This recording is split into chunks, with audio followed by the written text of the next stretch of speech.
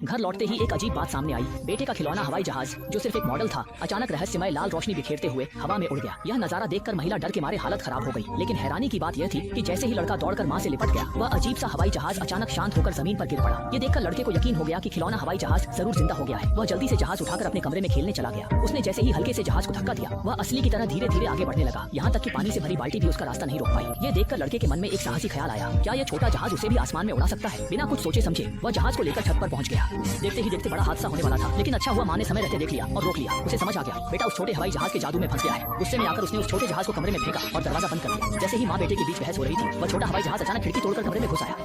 मां ने यह देखा तो तुरंत झाड़ू उठाकर जोर जोर से उसे मारने लगी। किसी और अनहोनी को रोकने के लिए मां ने जल्दी से यह बात अपने दोस्त कियांगे को बता दी। शुरू में कियांगे को इस पर यकीन नहीं हुआ, लेकिन जब उसने स्टील की छुरी निकालकर उस हवाई जहाज पर टेस्ट किया तो उसे वाकई कुछ गड़बड़ लगी। और भी अजीब बात यह थी कि जब कियांग उस छोटे हवाई जहाज को लेकर लैब में बारीकी से जांच करने गया तो उसने पाया कि उसके अंदर तो कोई भी पुर्जा ही नहीं था। इसी दौरान लड़के को जब पता चला कि छोटा हवाई जहाज जांच के लिए ले जाया गया है, तो वह बिना कुछ सोचे समझे सीधा लैब की ओर दौड़ पड़ा। देखा गया कि जैसे ही कियांग का ध्यान भटका, लड़का चुपके से जांच टेबल के पास गया, फिर छोटा हवाई जहाज उठाकर भागा। फोन करने के बाद कियांग ने मुड़कर देखा और जब उसे गड़बड़ लगी तो उसने तुरंत अलार्म बजाया। भले ही बेस के सभी गार्ड्स अलर्ट हो गए, लेकिन इस बीच लड़का छोटा हवाई जहाज लेकर छत तक पहुंच चुका था। देखा गया कि उसने उस छोटे हवाई जहाज को मजबूती से अपने शरीर से बांध लिया और अगले ही पल कुछ चमत्कारी घटित हो गया।